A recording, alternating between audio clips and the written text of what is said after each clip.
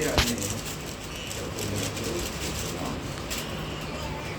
అబ్రాము తమ్ముని కుమారుడైన లోతు సొదొమ గొమొర్రా పట్టణానికి చూసి ఆనందించగలిగితే ఆ పట్టణంలో రాజుల మధ్య 4 రాజులు 5 రాజులు యుద్ధం చేయగా 4 రాజులు 5 రాజులను జయిస్తే ఆ జయముందినటువంటి విషయంలో ఆ పక్కబడినటువంటి ఆ యోధుడు కుటుంబాన్ని తీసుకొని వచ్చి మరి అబ్రాము యుద్ధం చేసినట్టుగా మనం చెప్తున్నాం. ఆ 4 రాజులు 14వ అధ్యాయం 1వ వచనంలో షీనారు రాజైన అమ్రాపేరు, ఎల్లాసరు రాజైన అబీయోకు, ఏలాము రాజైన కతుర్లాయోనరు, గోరీయుల రాజైన ఇదాలు అని వారి దినపదలు అని ఉంది. 4 రాజులు, ఆ 4 రాజులను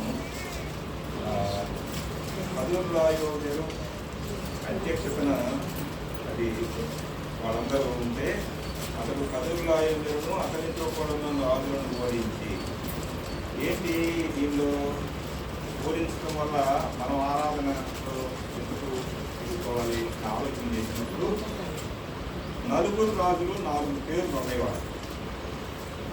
ఒక ఆయనకి ఏమన్నా లోకాన్ని ప్రేమించే, ఒక అతను ఏమన్నా గర్వం, ఇంకొక అతను ఏమన్నా ధనాశ కలిగిన వాడు, ఇంకొక పేరుకి అర్థం ఏంటంటే శరీరం.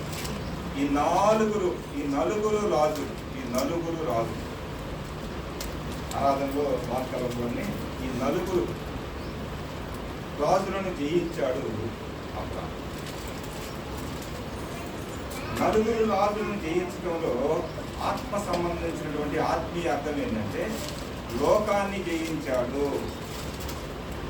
యోహాను తన మొదటి పత్రికలో 1వ అధ్యాయం 16వ వచనంలో లోకములో ఉన్నదంతా శరీరాశ, నేత్రాశ, జీవపు డంబం.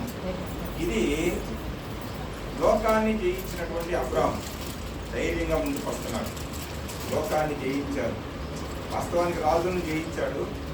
తన తమ్ముడు కుమారుడు, తన కుమారుని యొక్క భార్య, ఆ పిల్లలందరినీ కాపాడాడు. అంతకంటే ముఖ్యంగా అబ్రాము మొదటి రాజైన ఆయన పేరు షీనారు రాజైన అమ్రాపేరు, అంటే చీకటిని కూర్చి ముచ్చటించేవాడని అర్థం ఉంది. ఇంకా చెప్పాలంటే లోకం, చీకటి అయినటువంటి లోకాన్ని అబ్రాము ఏం చేశాడు? జయించాడు. అబ్రాము లోకాన్ని జయించి ఒక అడుగు ముందుకేశాడు. లోకాన్ని జయించి లోకంలో ఉన్నదంతా చెప్పుకున్నాం, ఇదంతా మోస్ట్. తర్వాత ఇంకా కొంచెం ముందుకెళ్తే రాజైన ఎల్లాసరు రాజైన అర్యోకను. ఇతడు ఏంటంటే ఏదన్నా చెప్పు గర్వపడతా ఉంటాడు. గర్వపోతు అనమాట. ఇంకా చెప్పాలంటే అతనికి కావాల్సింది ఘనత కావాలా, గౌరవం కావాలా, మర్యాద కావాలా, అంత గర్వం. దీన్నే మనం ఇట్లా చూసుకుంటే మొట్టమొదట పరలోకంలో గర్వించాడు. ఒక మనసులో గర్వించాడు, అంతే, ఏం లేదు. మనసులో నేనేమన్నా తక్కువ వాడినా అనుకున్నాడు. మహాదూత సెరూపుల్లో కూడా ఆయన్ని పరిశుద్ధుడు అనాల్సినటువంటి ఆ దూత మహాదూత అని కూడా రాయబడింది. ఆ లూసిఫరు తన మనసులో నేనేం తక్కువ వాడిని కాదు అని గర్వించాడు. ఆ గర్వం అక్కడ అతనికి పాపానికి కారణం. ఆ పాపం చేసేవాడు అక్కడ ఉండడానికి అవకాశం, అందువల్ల అక్కడి నుంచి పడవేయబడ్డాడు. అలానే ఈ అర్యోకు, ఎల్లాసరు రాజైన అర్యోకు అంటే ఈ గర్వాన్ని కూడా ఏమాత్రం గర్వించరా. మా తమ్ముడు కుమారుడు వెళ్ళాడే, ఏదైనా లాంటిది వనం లాంటిది ఉంది, ఏదో ఉన్నాడు, మనకి ఇసుకు లాంటి ప్రాంతం వచ్చిందని కూడా ఆలోచన చేయకుండా అనుకున్నటువంటి ఆత్మ సంబంధమైనటువంటి ఆలోచనలో గర్వం లేకుండా వస్తున్నాడు. గర్వం లేకుండా లోకాన్ని జయిస్తే మనం తలెత్తుకొని తిరుగుతున్నాం కదా, ఏదో సాధించినట్టు. అబ్రాము ఎంత వినయంగా వస్తున్నాడు, గర్వం లేనివాడుగా ముందుకు వస్తున్నాడు. ఇంకా చూడండి, మూడవ రాజు ఏలాము రాజైన కతుర్లాయోనెరు. ఇతను నాయకత్వం ఉంటాడు కాబట్టి కదుర్లామయ్యలో అతని యొక్క పూర్వాదులని రాశారు. ఈ కదుర్లామయ్య అనేది ఏంటంటే ఒక పన, మనం పొలాల్లోకి వెళ్తే మనం పనులు కోసేసుకుంటాం కదా, పొరి కానీ నాకు ఏదైనా కానీ. పన అంటే ఏంటి? అంతా నాదే, అంతా నాదే, ధనం అంతా నాదే, లోకం అంతా నాదే, సంపాదన అంతా నాదే, నాది నాది. అతన్ని కూడా జయించాడు, అతన్ని కూడా జయించాడు. ఎట్లా జయించాడు? అబ్రాహాములో ఏది నాకు ఇది కావాలని ఎప్పుడు అడగల, ఎప్పుడు అడగల. ఇదంతా నాకు కావాలయ్యా. అబ్రాహాము నాకు అడిగిపోయా కొంత పొలం ఉంటే ఇది ఇసుక కదయ్యా, నేను ఎందుకు పోవాలని కూడా అన్నా. ఇదేం లేదయ్యా, ఏం పండట్లేదయ్యా, మా తమ్ముని కుమారుడు మంచిది ఇచ్చామని మనసులో కూడా ఆలోచన లేదు. అసలు ఇంగ్లీష్లో రాయబడింది రౌండ్నెస్ ఆఫ్ షెఫ్ అని రాయబడింది. మన భాషలో చెప్పాలంటే ఈ అంటే ఈ ధనం మీద కూడా వ్యామోహం లేకుండా పోయాడు. జయించాడు. చూడండి, అబ్రాహాము లోకాన్ని జయించాడు, తర్వాత గర్వాన్ని జయించాడు, గర్వపోతులాగా గర్వం లేకుండా వచ్చాడు. మూడోది ధనాశ కూడా లేకుండా జయించాడు, రాజుని జయించాడు. నాలుగో రాజు చూడండి, నాలుగో రాజు గోయిల రాజైన గిదాలు అను వారి దినములు అన్నారు. ఏంది గిదాలంటే? ఆ మాట చదువుకుంటే విరగొట్టబడిన ఖాళీ అని రాయబడింది. ఇంకా లోనికి వెళ్ళి ఆలోచన చేస్తే శరీరాన్ని నలగొట్టుకున్న ప్రభువుని ఆలోచన చేస్తున్నారు. అసలు ఇవన్నీ జయించాలంటే, మనం ఆరాధనకు రావాలంటే శరీరాన్ని మనం నలగొట్టుకోవాలా, ఉదయకాల దర్శనాన్ని పొందాలా. ఉదయకాలం ఆయన సన్నిధిలో మోకరిస్తే ఆయన మాట్లాడుతూ ఉంటే ఆ మాటలను మనం ఏం చేసుకోవాలా? దర్శన రూపంగా మనం అంగీకరించాలి. ఆ దర్శనం లేకపోతే అదండి, ఆ శరీరం నలగొట్టకపోతే పౌరు లాంటి మహాభక్తులు కూడా చెబుతున్నాడు, నా శరీరాన్ని నేను ఏం చేస్తున్నాను, ఉప్పొంగిద్దామని వాక్యంతో ఏం చేస్తున్నాడు? నలగొట్టుకున్నాడు. ఆయనే రాస్తూ ఆయన నలగొట్టుకుంటున్నాడు. మనం ఏ పాటి వాళ్ళం?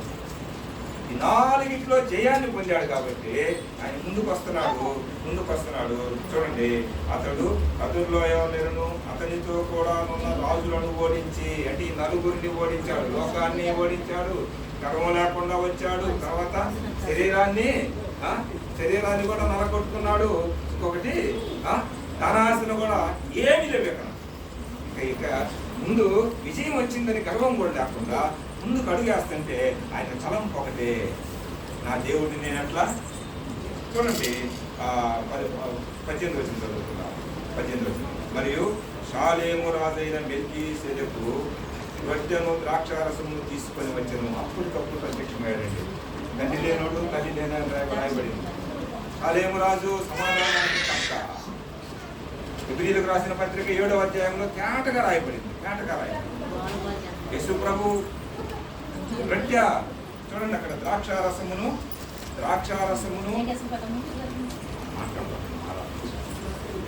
ఎక్కడో ఆలస్యంగా రాకనే మాట్లాడుతుంది. చూడండి, మెల్కీసెదెకు రొట్టెను ద్రాక్షారసమును తీసుకొని వచ్చాను. అతడు సర్వోన్నతుడకు దేవునికి యాజకుడు, అర్చకుడు,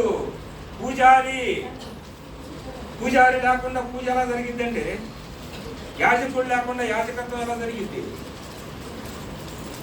ఆ యాజకుడు నిజంగా అప్పటికప్పుడు ప్రత్యక్షమయ్యాడండి. అసలు ఆ సన్నివేశాన్ని ఆ అబ్రాహాము అనుభవిస్తుంటే ఎంత సంతోషంగా ఉందండి, ఎంత సంతోషంగా ఉంది. రొట్టె ఉంది, రొట్టెస్తున్నాడు, రొట్టె ఇచ్చి ఆయన వచ్చాడు. ఆ ద్రాక్షారసం ఇచ్చి ఆయన పాత్ర ఇచ్చి ఆయన వచ్చేస్తాడు, ముందు ఇచ్చి అంటున్నాడు. చూడండి, ఆయన ఎవరంటే సర్వోన్నతుడకు దేవునికి యాజకుడు. సర్వోన్నతుడకు దేవుడు సృష్టికర్త అయినటువంటి యెహోవా ఆ యాజకత్వం శాశ్వతమైన యాజకత్వం. అంటే 7వ అధ్యాయం హెబ్రీ పత్రికలో రాస్తూ అన్నాడు, ఈ యాజకులు అహరోను యాజకులు ఉన్నారు, లేవి వంశం నుంచి వచ్చిన యాజకులు ఉన్నారు. సారికి సంవత్సరానికి పాపాలు ఎంపికే వస్తూ ఉంటే మళ్ళా పోతాయి. 10వ అధ్యాయంలో అదే రాశారు హెబ్రీ పత్రిక.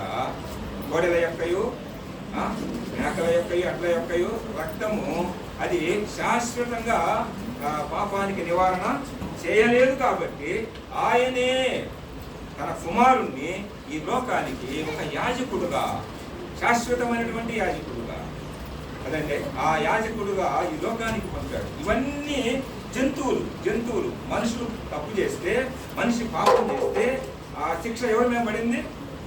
పవిత్రమైన జంతువుల మీద పడింది, పవిత్రమైన పక్షుల మీద పడిపోయింది. అవి ఆ బలిపీఠం మీద తగలబట్టి తర్వాత వాటికి మళ్ళా తిరిగి లేచిందే. అది తాత్కాలికమైనటువంటి ఆ బలి నిలిపివేయడానికి శాశ్వతమైనటువంటి ఆయన మన కోసం, మన కోరిక చొప్పున మన ఈ లోకానికి ఫిలిప్పీ పత్రికలో అంటాడు కదా, ఆయన ఎట్లా వచ్చాడంట? 4వ అధ్యాయంలో మాట చదువుకుని ఫిలిప్పీ రాసిన పత్రిక పౌలు 4వ అధ్యాయం చదవండి.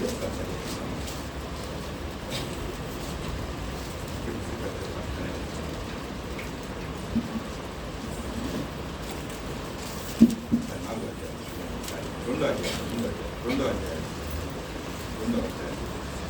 5, 6 క్రీస్తు యేసునకు 6 ఆయన దేవుని స్వరూపమును కలిగిన వాడైంది, దేవునితో సమానముగా ఉండుట విడిచిపెట్టకూడని భాగ్యం ఎంచుకోలేదు, కానీ మనుష్యుల పోలికగా ఉంది. జంతువుల పోలిక కాదు, పక్షుల పోలిక కాదు. అవసరమైతే ఆయన కాగలడు, కానీ ఇక్కడ ఏమని రాయబడింది? మనుష్యుల పోలికగా పుట్టి దాసుని స్వరూపమును ధరించుకొని ఎంతగా తగ్గించుకున్నాడు, తను తానే రిక్తునిగా చేసుకున్నాడు. మరియు ఆయన ఆకారముందు మనుష్యుడిగా కనబడి మరణము పొందునంతగా, అనగా సిలువ మరణము పొందునంతగా ఇంతగా తగ్గించుకున్న వాళ్ళు ఎవరైనా అన్నారా? సిలువ మరణము పొందునంతగా విధేయత చూపిన వాడై తను తాను తగ్గించుకునేను, తను తగ్గించుకున్నాడు. మానవుడుగా రావడానికి ఇష్టపడ్డాడంటే తండ్రి అంటున్నాడు, నువ్వు పోతున్నావు అబ్బాయి, పోతే నీకు శ్రమలు ఉన్నాయంటే, అయ్యా నువ్వేం చెప్తే నిన్ను చంపుతారు,